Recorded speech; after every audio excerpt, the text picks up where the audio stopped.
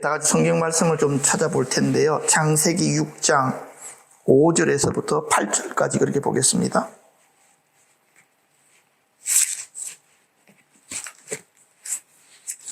창세기 6장입니다.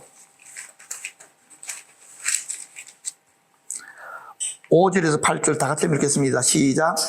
여호와께서 사람의 죄악이 세상에 가득함과 그의 마음으로 생각하는 모든 계획이 항상 악할 뿐임을 보시고 땅 위에 사람 지으셨음을 한탄하사 마음에 근심하시고 이르시되 내가 창조한 사람을 내가 지면에서 썰어버리되 사람으로부터 가축과 기는 것과 공중의 새까지 그리하리니 이는 내가 그것들을 지었음을 한탄함이니라 하시니라. 그러나 노아는 여호와께 은혜를 입었더라. 아멘.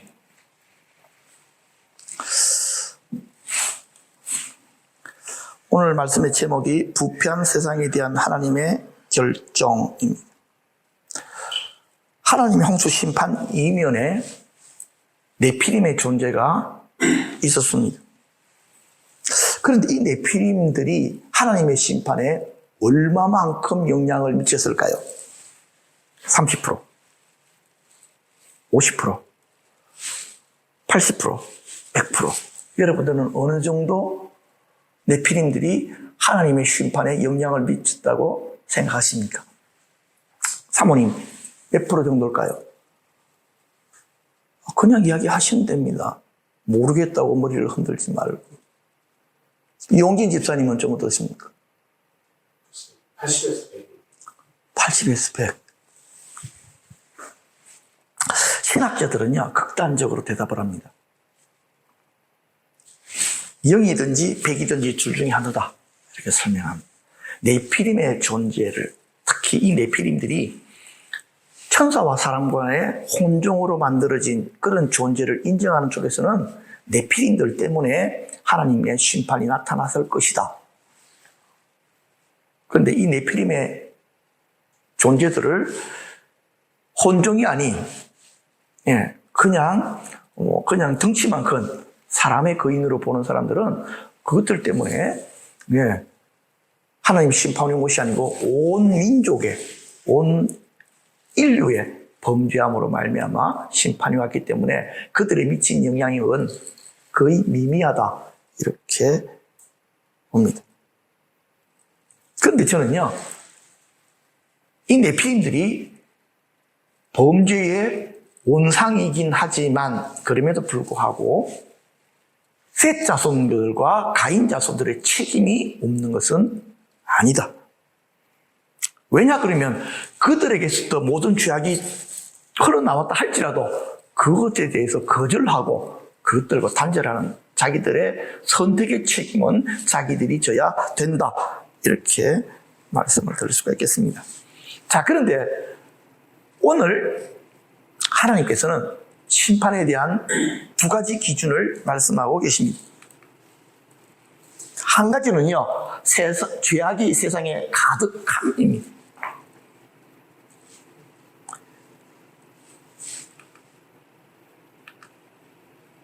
창세기 6장 11절과 12절에서 그때의 온 땅이 하나님 앞에 부패하여 포악함이 땅에 어떻게 됐다고요?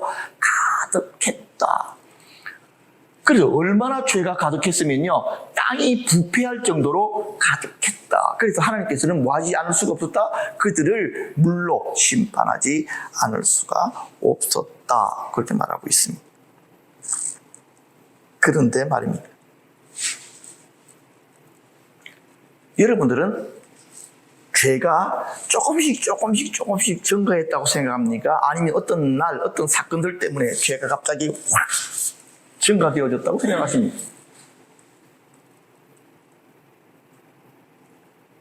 저는요, 어느 날 죄가 갑자기 상상할 수 없는 방법대로 많은 사람들에게 퍼졌다. 그렇게 믿습니다.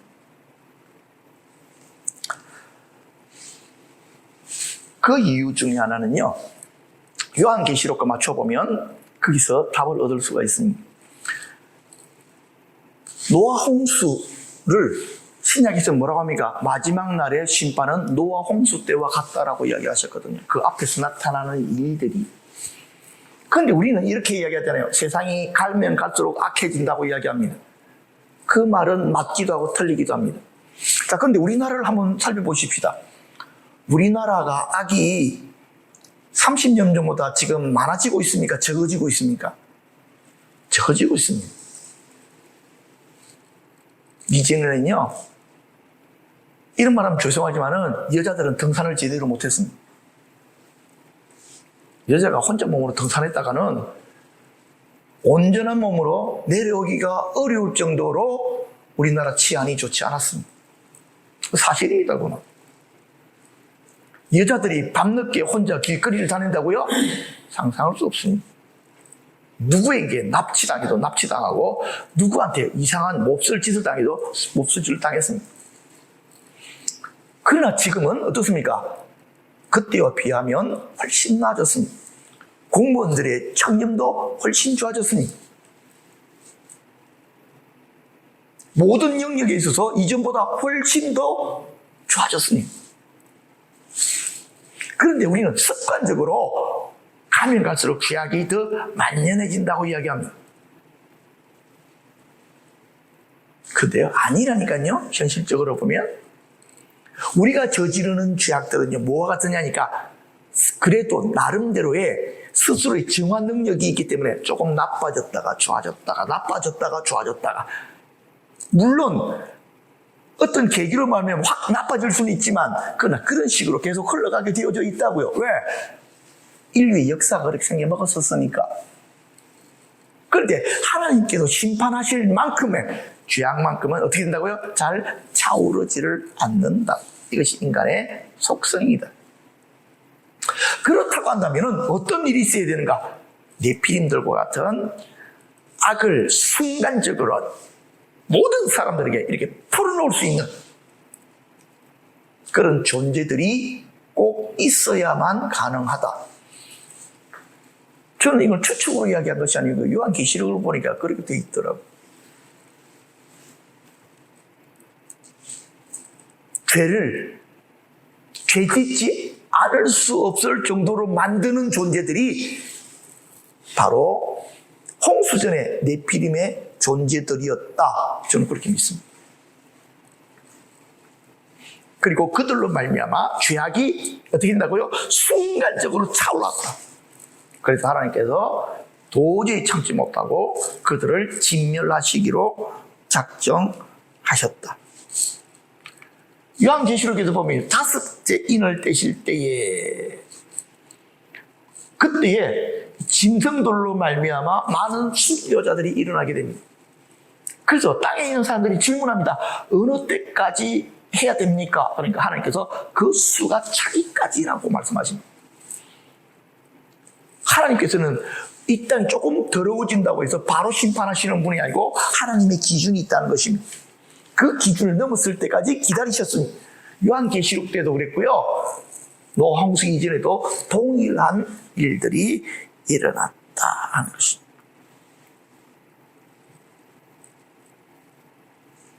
홍수 이전에는 네피림의 존재들이 있었다고 한다면, 그렇다고 한다면 마지막 시대에 하나님의 불심판이 오기 직전에는 누구들 때문에 그랬을까? 네피림과 같은 존재들이 있는데요. 그들을 갖다가 요한계시록에서 뭐라고 보니까 짐승이라고 봅니다. 사람입니다. 이 사람들은. 그죠? 사람인데 그들이 마치 하나님께서는 사람으로 인정해 주기 싫은 거예요. 그런데 얘들이 뭘 가지고 있느냐니까. 뭘 가지고 있냐, 이 짐승이. 용이 자기의 능력과 보좌와 큰 권세를 그에게 주었다. 네피림들은 어떤 존재들입니까? 천사들이 사람과 교배를 해가지고 나온 자들이 네피림들입니다. 그들에게는 뭐가 있었습니까? 다른 사람들과 비교할 수 없는 기본적인 능력을 가지고 있었습니다. 그래서 하나님께서 그들은요, 120년을 한정지어서 더 이상 살지 못하도록 막아버리시는 것입니다. 그것이 하나님께서 하실 수 있는 그들에 대한 처벌이었던 것입니다. 바로 이 첫 번째 짐승, 이 이 첫 번째 짐승은 뿔이 열이요 머리가 7이라는 말을 통해서 볼 때에 이건 다니엘서와 연결해서 살펴보면요, 이들은 뭐더라? 정치적인 짐승들이에요. 정치 지도자들이라는 것입니다. 마지막 시대에 엄청난 정치적인 역량을 가지고 있는 한 사람이 일어나게 될 것입니다. 그로 말미암아 이 땅 전체가 그 사람의 손아귀에서 움직이게 될 것입니다. 그 이유는 바로 사단이가 그에게 엄청난 권세와 능력을 주기 때문입니다. 그래서 다른 사람들과 비교할 수 없는, 저 사람은 이 시대의 지도자가 될 수밖에 없어. 뭘 보니까? 그가 가진 능력을 보니까, 그가 가진 지식을 보니까.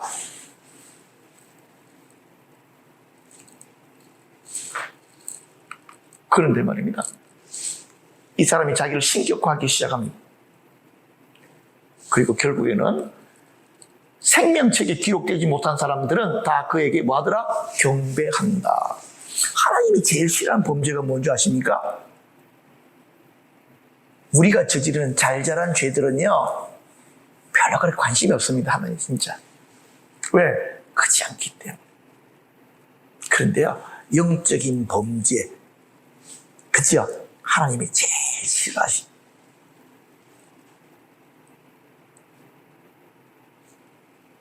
이 짐승에게 절하지 않은 사람들이 거의 남아있지 않을 정도로 거의다가 어떻게 한다고요? 영적인 범죄를 저질러 버립니다. 하나님께서 이 땅을 불로 확 싸질러 버릴 것이다.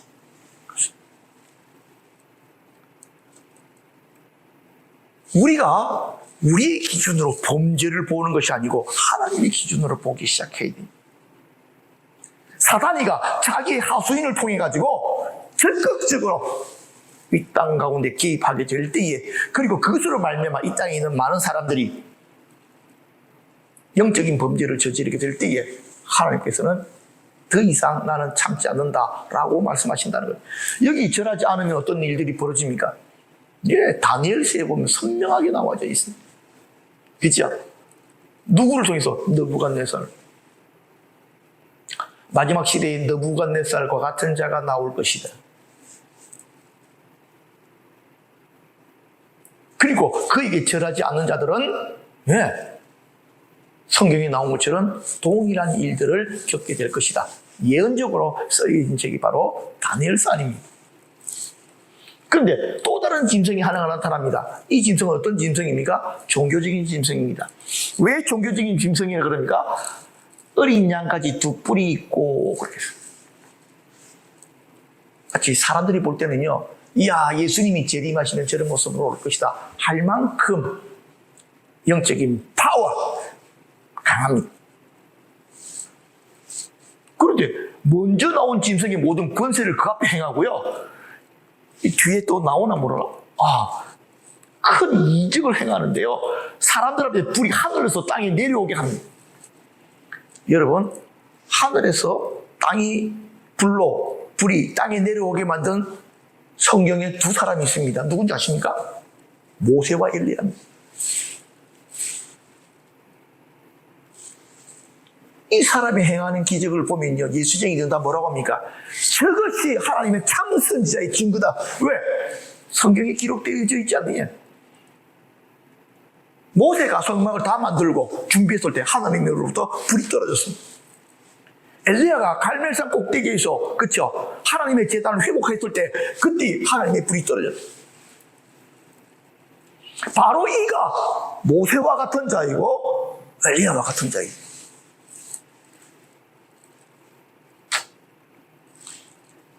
짐승 앞에 받은 바 이적을 행함으로 땅에 가는 자들은 미혹합니다.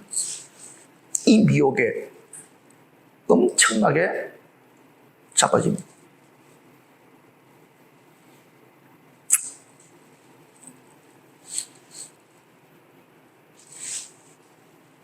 성경 말씀해 보니까요, 이것으로 인하여 그의 태반이 미혹당하든지 아니 핍박당해 죽든지 둘 중에 하나로 결정이 된다, 그렇게 말씀합니다. 이것이 악이 가장 강력하게 퍼진 증거입니다. 그냥 세상이 조금씩 더 악해져서 망하는 것이 아닙니다. 성경에서는 이렇게 이야기했다니까요. 지금 중국의 상황을 보면요. 여러분들, 중국이 자연재해하고 유튜브들을 한번 쳐보십시오. 어떤 것이 나타나는지. 애지간한 홍수는 중국에서는 홍수도 아니야. 중국에 떨어지는 우박은 진짜 웃기게도 뭐처럼 생겼냐니까 코로나 바이러스처럼 생긴 우박이 떨어진 거예요. 어떤 때는 낮이 새카매지고요. 성경에서 말하고 있는 모든 징조들이 어디는 다 나타나더라? 중국에는 다 나타나더라.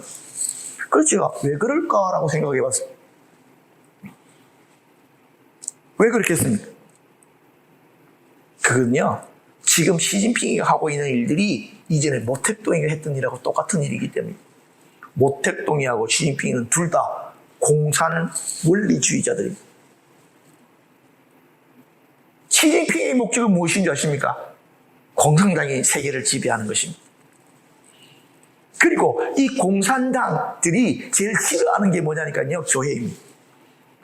모택동이가 자기가 자기 옆에 있는 쫄따기들을 시켜가지고 학생들을 동원합니다. 왜냐니까 학생들이 제일 무식하잖아. 걔들 동원하기 쉬워. 그래서 그 애들에게 홍위병이라는 이름을 주고 그 학생들이 공산주의의 나라가 완성되는 것을 방해하는 모든 것을 깨트려버리자. 그렇게 했는데 그 초점이 뭐냐니까 첫 번째 지식인들. 그들이 말하는 지식인들은요, 외국 가서 공부하고 온 사람들. 이들은 공산주의자가 아닌 지식들은 공산주의를 막는 뭐라고요? 적폐라고 본 거예요. 다 때려 죽였습니다. 두 번째가 무엇인지 아십니까? 교회였습니다. 그들이 일으킨 혁명을 문화혁명이라고 부릅니다. 그때에 중국 땅에는 단 한 교회도 남아있지 않았습니다. 많은 기독교인들이 선교당했습니다. 카운트가 안 되게 죽은 사람들이 너무나도 많았습니다. 문화혁명이 1960년도에 일어났는데요. 그때 이후로 70년대 말까지 중국에는 한 교회도 없었습니다. 지금 시진핑이 하고 있는 일들이 이것입니다. 중국에 있는 지하교회들을 씨를 말려가기 시작했습니다. 3자 교회를 등록하든지 아니면 문 닫으라는 것입니다. 왜요?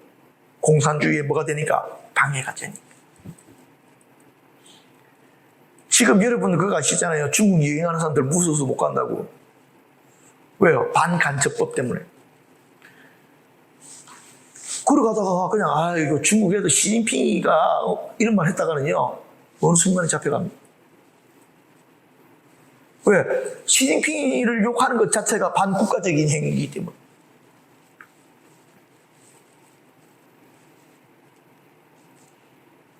그래서 하나님께서 지금 경고하고 계십니다. 중국 땅에 그러한 일들이 계속해서 반복해서 일어나는 일들. 얼마 전에 중국 땅에 눈 왔다는 것도 보셨죠? 눈 올 땅이 아닌데 거기가 남부 쪽인데. 두 번째가 뭐냐니까요. 이건 짐승의 표현은 나옵니다. 사람들의 생각이 항상 악으로 가득 차기 때문입니다. 디모데후서에 보면 너는 이것을 알라. 말세에 고통하는 때가 이르는데 그때에 사람들의 하는 일들. 두 번째로는 디모데후서 4장 3절 때가 이르니니 사람이 바른 교훈을 받지 아니하며 귀가 가려서 자기의 사욕을 따를 스승을 많이 두고 또 그 귀를 진리에서 돌이켜 허탄한 이야기를 따르리라. 짐승의 선동에 사람들이 어떻게 될 거라고요? 말려되어 들어가게 될 것이다. 진리에 귀를 기울이지 않습니다. 하나님의 말씀 우습게 얘기입니다. 자, 그래서 어떤 일들이 벌어집니까? 하나님께서 근심하십니다. 하나님을 근심되게 하는 건 다른 말로 이야기하면 누구를 근심되게 하는 것입니까? 성령을 근심되게 하는 것입니다. 성령이 가장 근심스러워하는 것이 무엇입니까? 그 백성들이 진리를 떠나서 세상을 쫓아가는 것, 우상 앞에 절하는 것, 성령님이 가장 근심하시고 걱정하시고 그런데요, 바로 이러한 일들이 언제 일어난다고요? 마지막 시대에 전 세계적으로 바로 이러한 일들이 일어나게 된다. 마지막 말씀으로 이제 오늘 말씀을 정리하려고 합니다. 그럼에도 불구하고 유일한 희망이 있습니다. 무엇입니까? 그러나 노아는 여호와께 은혜를 입었더라. 은혜가 뭡니까? 여호와는 그의 얼굴을 내게 비추사 은혜 베푸시기를 원한다. 아하, 은혜는 하나님과 마주 보는 것이구나. 하나님은 다른 인간들에게는 외면하신. 그런데 하나님은 누구에게는요? 노아에게는 눈을 맞추신. 하나님과 얼굴과 얼굴을 마주 보는 자. 그가 마지막에 희망입니다. 두 짐승이 움직이고 몸부림치고 이 땅에 어떤 일들을 행할 때도요, 하나님께서는 어떻게 하십니까? 두 증인을 세워서 그들과 맞서게 하십니다. 그들이 마지막 시대의 교회를 어떻게 합니까? 전략적으로 준비시킵니다. 마치 노아가 뭘 만들듯이요, 홍수를 대비해서 뭘 만들듯이 방주를 만들듯이 불심판이 오기 전에 그 심판을 통과할 수 있는 위대한 하나님의 교회를 만드는 그 일들을 두 증인들을 통해서 행하시게 되는 것입니다. 사도행전 2장 8절에 나오는 것처럼 오직 성령이 너희들에게 임하시면 너희가 권능을 받고, 바로 그것이 다가오는 시대를 준비하는 유일한 방법입니다.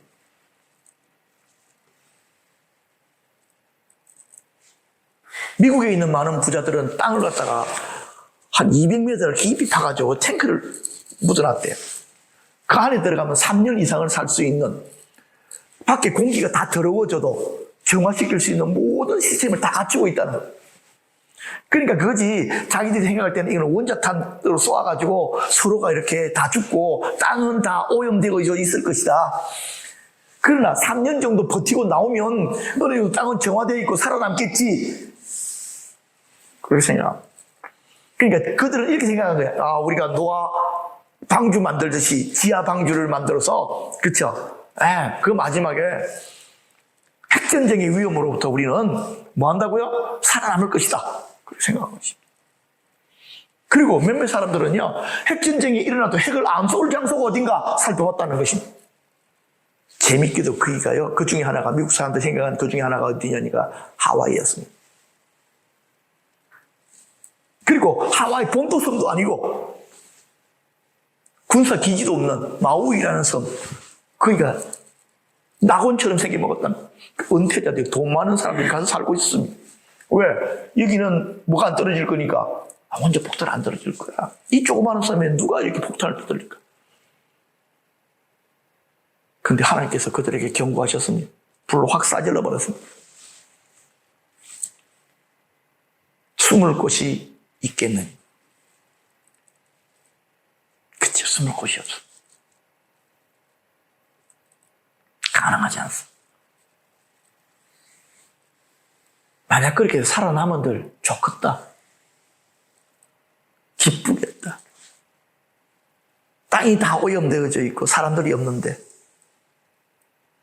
그치, 지 혼자 살아남아가지고 참 좋겠다. 행복하겠다.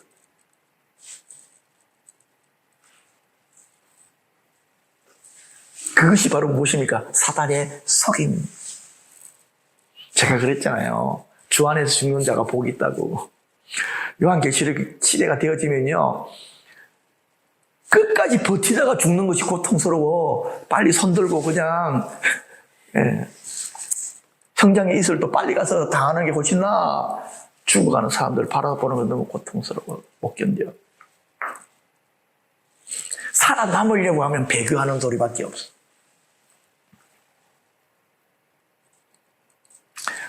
그러나 노아는 여호와께 은혜를 입었더라. 하나님, 그렇게 어려운 시대에도 하나님을 추종하는 자들이 있었고, 하나님 그들에게 뭘 하셨다고요? 계속해서 은혜를 부으셨다는 거예요. 지금 세상이 이래서 내가 은혜를 못 받아. 말 같지도 않은 소리입니다. 은혜는 나와 하나님과의 관계입니다. 하나님의 얼굴빛을 찾는 자들, 하나님의 얼굴을 구하는 자들은 어느 상황에서도 하나님의 은혜를 체험하게 됩니다. 여러분들에게 바로 이런 은혜가 매일매일 증가되기를 우리 주님의 이름으로 축복합니다. 잠잠 기도하겠습니다.